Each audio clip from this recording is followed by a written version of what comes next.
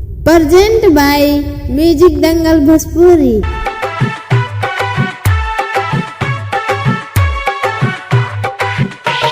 Recording by Dharmraj studio Balwahar Saharsa.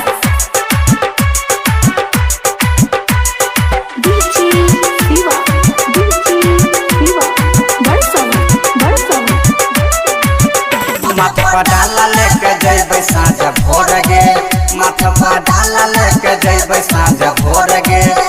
हम सुपवा चढ़ेबै जोरे जोर गे, हम नारियल चढ़ेबै जोरे जोर गे।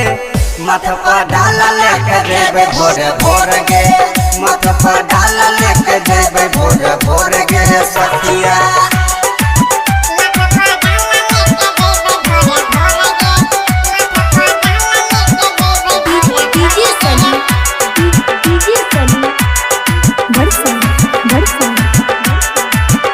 जखनी जइबै हम घाट तखनी करबै पूजा पाठ सखी कइने छियै हम दुई दिन से उपास, दुई दिन से उपास, दुई दिन से उपास। जखनी जइबै हम घाट तखनी करबै पूजा पाठ सखी कइने छियै हम दुई दिन से उपास। सखी सुपवा चढ़ेबै जोरे जोर गे, सखी सुपवा चढ़ेबै जोरे जोर गे।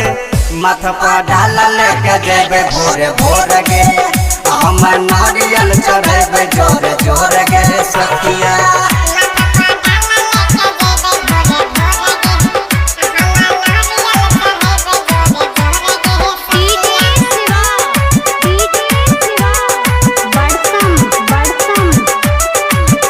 गाबै अमिता राजा उ बजाबे खूबे बाजा कहे निक तू बिहारी माई दर्शन दिखा जा, माई दर्शन दिखा जा।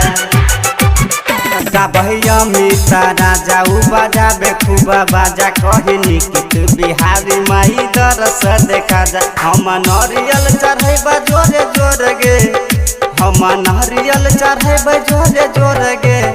सखी डाला लेके जइबै भोरे भोर गे, सखी डाला लेके जइबै साँझ भोर गे सखिया। Dharmraj recording studio Balwahar Saharsa.